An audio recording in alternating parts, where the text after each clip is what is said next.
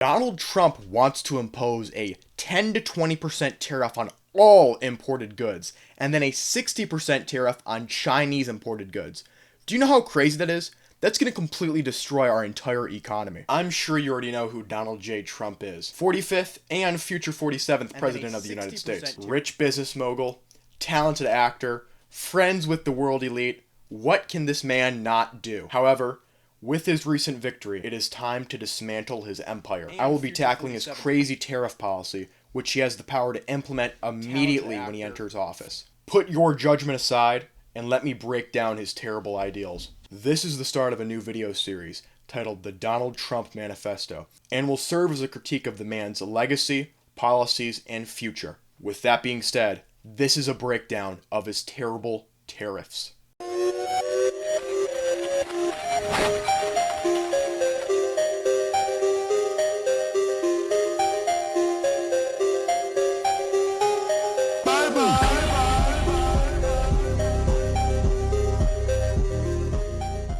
Hey, keep an open mind as you watch this video. I'm not trying to degrade you for voting for Trump. I understand why you might do so. I just want you to make better choices in the future. I want you to be a more informed citizen. Please subscribe, comment, like the video, share it with your friends, and go check out my Instagram, Twitter, and Twitch, please, if you don't mind. My views, as always, are subject to change, and it is possible he becomes the best president in all of American history. But clearly, he is not on that path whatsoever. It is far more likely he becomes the worst president in all of American history. I have depicted myself as the Chad center-left warrior, and you as the Magoid Republican soy jack. It's time to decimate Trump's economic plans. His tariff policy will completely ruin our economy. In order to explain why, I need to explain to you how tariffs actually work. I gotta go Professor X for this one. I'm gonna take you back to Econ 101. First, let's draw our demand curve. This is the demand consumers have to buy a product. And I think we should sell Diet Cokes, Donald Trump's favorite. Demand slopes downwards because consumers want to buy more when the price is lower. Then, let's draw our supply curve. This is the amount that producers supply. Supply slopes upwards because producers want to sell more at a higher price because they make more profit. The point in which they meet is called equilibrium. This is the proper amount producers should produce and the proper amount consumers should buy. It maximizes producer and consumer surplus and also creates no deadweight loss, which is a concept I'll explain more later on. Okay, so if you went to high school, you basically know this. So how do tariffs play a role in producer supply and consumer demand? Well, let's draw our world price for these goods. This is effectively a price ceiling, which is a cap for how much a good can be sold for. Of course, you could sell it at equilibrium, but the price is far higher than the world price, so nobody would buy it. Often, producers in certain industries can manufacture goods for cheaper than we can, leading to the world price being lower than domestic prices for goods, which is why we trade. So we know the new price. Okay, it's going to be right here. What is the new supply? This is the amount supplied by domestic producers. And this is the amount supplied by foreign producers. The domestic producers who produce right here are able to remain competitive because their prices are lower than the world price. This is the amount supplied by domestic producers because they can remain competitive because they have lower cost. And then this is the amount supplied by foreign producers. Make sense? The world price of goods is typically going to be cheaper than the domestic price for goods, leading to consumers ultimately benefiting because they can buy products for cheaper, as in my example for Diet Coke right here. Our world price is below equilibrium, meaning that consumers buy it at this price, leading to more quantity supplied and maximizing consumer surplus, like completely maximizing. Okay, so these cheaper prices for consumers are very nice when you do foreign trade because our domestic citizens get a lot out of it. But what does a tariff do? How does a tariff affect this entire model? Let's draw a new price ceiling. This price ceiling is the one with the tariff. So let's say it's Trump's hypothetical 10 to 20% tariff on his beloved Diet Coke. Let's draw a new price ceiling. This is the one with the tariff. Mr. Trump steps in and says, "Hey, I want a 10 to 20% cut of foreign imports. Give it to me right now." This leads to the world price being artificially higher due to the tax. This is the new amount supplied by domestic producers, and this is the new amount supplied by foreign producers. Do you notice how we have an increased price? Tariffs always lead to increased prices for consumers. Okay, so we have this, and we know that the prices are going to be higher, but we still have this odd trapezoid left in our graph for some reason. So this begs the question, how much are we going to collect from this tax? This rectangle is the amount the government collects off this tax. But if you notice, we still have two triangles off to the side. And the government collects this amount because there's less quantity supplied now compared to the original graph. Those two triangles are what's known as deadweight loss.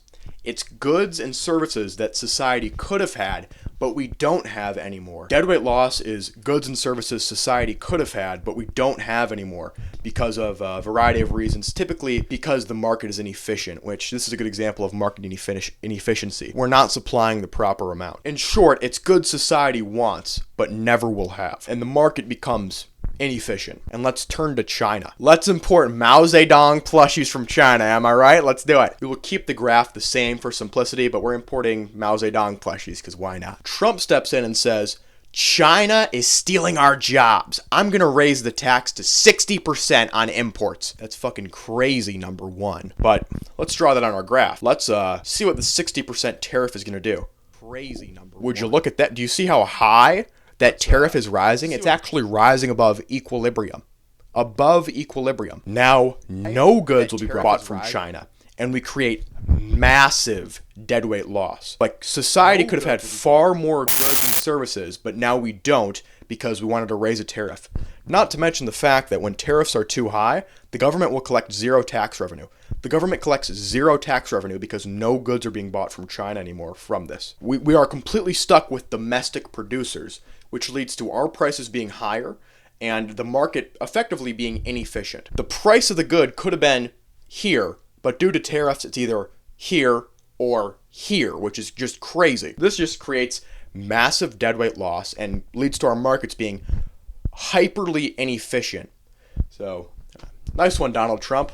Love you, boss. Every economist would say that tariffs are typically bad. It damages domestic economies, and it leads to other countries imposing tariffs on us, which ruins international relationships. Now, of course I'm going to say that there are reasonable reasons for wanting tariffs on international goods, more specifically Chinese goods. China is known for using child labor. If you hate child labor, we obviously would not want to trade with them. And a way we could do that is by implementing a tariff. I would disagree with this argument because it ultimately is the Chinese's responsibility to handle how goods are manufactured and the laws against child labor.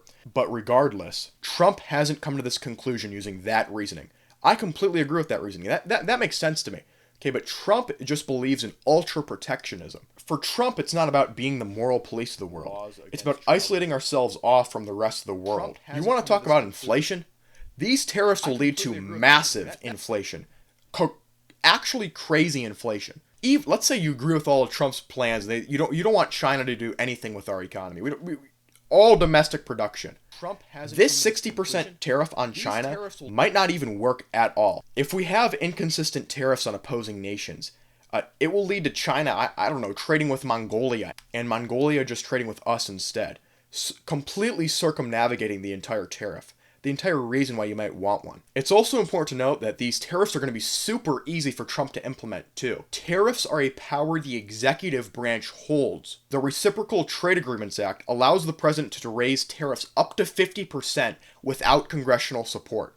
And regardless, he still has Congress right now. He's going to get the House and the Senate, and that's dunzo to our economy. Now, this typically would make sense because tariffs are a part of foreign affairs, something the executive branch basically has complete control over. It's also a way to disincentivize trade, which might be advantageous for a country and might need swift action only the executive could impose. But Trump is going up the wazoo, and he doesn't even have actual reasoning for it. He just wants America to be isolated. That's what he wants. And regardless, Trump has Congress right now too. 50's not enough for him. I guess 60 will be perfect for him. Day one in office, your prices are going to increase on almost every single export. Here's a common talking point from Trump supporters. Many people point out that Trump imposed tariffs during his first term, and then Biden kept them in place. If they were such a bad thing, why the heck would Biden keep them in place? There is a very simple reason. When one country implements tariffs, other countries impose tariffs to counteract the tariff of the large nation. Why do nations do this? Because when countries trade, when one country collects taxes off the trade, the country that isn't is effectively losing. This is the reason why Biden kept them in place. The world economy adjusted to Trump's tariffs, leading to other countries imposing tariffs, so Biden has to keep them in place. The only way he can remove these is by going to foreign leaders and saying, hey, you want to work together so we can reduce our tariffs, so we have no tariffs on each other, so we can freely trade. But, you know, that's a very complex tax to do, because obviously the other governments want tariffs because they collect taxes off of it. Also, another reason why people voted for Trump instead of Kamala is because they believe that Kamala's 25% unrealized capital gains tax was crazy. Which I agree. 25% is crazy. I would definitely support maybe I don't know, like around 5%, maybe 10% if you really want to push it. But Kamala would need to work with Congress in order to do that. Trump does not need to work with Congress in order to push his tariff plan. This is completely executive action. He has the sole power to do this. Day one. This is the man you voted for. If you want prices to rise, you nailed it. You got it for yourself. It's over from here. Here's another question. I guarantee that you don't know who pays a tariff. Like, actually, who pays the tariff? Think about it for a second. Just 1 second. Let's say we're talking about China. Okay, is China paying that tariff? Hell no, China's not paying that tariff. American producers pay the tariff. We aren't even combating China with this policy. Like, we're just raising taxes on ourselves. We're raising the cost for American producers, so our economy is going to slow down growth by implementing this tariff. Yeah, sure, the government might get some tax money, but we're not seeing much economic growth off the back of this. We will just raise prices, ruin international relationships, and decimate our economy. Here's another point. Why do people think that we should be doing low value added work? That makes no sense to me. We should be doing high value added work. That is one of the reasons why America is so great. We're so efficient at doing the complex work that other countries are incapable of doing because they don't have the manpower or the education to do so. Instead of us doing low value added work like mining ore, of course it's a necessity, but it's not going to be high value added. It's not going to be manufacturing a car. What we do in America is we have other countries mine our ores. We have them get all the resources and stuff and do some part of manufacturing. But then we bring it home and we make the cars. We make the complex stuff that all the other countries want from us. So let's say somebody planted a seed, okay, which obviously would grow into wheat. When it turns into wheat, we add value. That's value added, okay? Then a baker takes this, and he takes the wheat and he's like, yo, dude, I can make something sick with this. And he makes bread. Fantastic, good job. He adds even more value to the product. And arguably, one piece of wheat is not the same as a piece of bread. Obviously, a piece of bread is a lot more value than a piece of wheat. And then, you know, some I don't know, Starbucks employee is like, damn, I could really use that bread. So he takes the bread and takes some other ingredients and makes a sandwich. He increases the value even more just because of that. Obviously, a sandwich is going to be worth more than a piece of bread. When we have to choose, because we do have to choose, we have opportunity cost, and we have to make decisions that are the best for our interest. Okay? When we have to choose, we want to be doing the high value added stuff like making bread and sandwiches, not fucking fumbling around and making a wheat and seed. Now, of course, there's a place for that in our economy. Of course, there's a place for us to be doing the low value added stuff, but it's only for the producers that can compete on the world stage. If they can't compete on the world stage, buy it from some other country so we maximize our profits here. This is ultimately what makes America's economy so strong and resilient. That's why people flee their countries and come to America first. We do the high value added stuff, the stuff at the end of the production chain, or the intense stuff that happens at the start that is basically the entire process. This is why we have the best GDP in the entire freaking world. We are the world leaders because we engineer, design, and plan everything and have all the other countries do stuff that is low value added. We don't need to focus on simple manufacturing. We get to do engineering and the complex manufacturing that makes America so freaking great. Tax policies like Trump's are completely regressive and will ultimately make us uncompetitive. We won't be able to compete in a world stage anymore. We'll be having to do both. We'll have to do the high value added stuff and the low value added stuff. And guess what? If you want to do the low value added stuff, perfectly cool. That's a reason for bringing a lot of immigrants in. Who the fuck is going to make that stuff? We need more people to make that type of stuff if we want to do it here instead of doing it with China or something. And of course, I don't want that at all. I want us to do the high value added stuff. I want us to educate our population and make us souped up so he can combat the entire world. But Trump doesn't want that at all. In truth, I fear for his first day in office. He can do all of this without support from Congress. And even with that, he does have support from Congress. The House is likely to fall red, and the Senate already is red.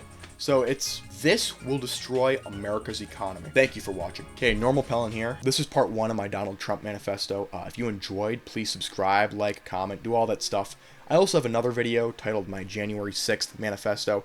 Go check that one out too. It's obviously going to be more important than this one because January 6th was one of the craziest events in all of human history, and you got to confront it head on. I just want everybody to be informed about it. Even if you ultimately end up disagreeing with me, which I don't know how you could if you know all the facts and the evidence. This series will ideally highlight what Trump does poorly and what I think he could improve upon. And perhaps maybe I'll cover some good stuff that Trump does as well, just so we get full complex character about him. But I have a lot of bad to talk about before I even get to the good. So thank you, subscribe, turn on notifications, like the video. Please go check out my Instagram, Twitter, and join my Discord. So we have a blossoming community over there. If you want to be part of debates and stuff, go check that out. You can find all of this in the description. I really appreciate you watching. Pellin out.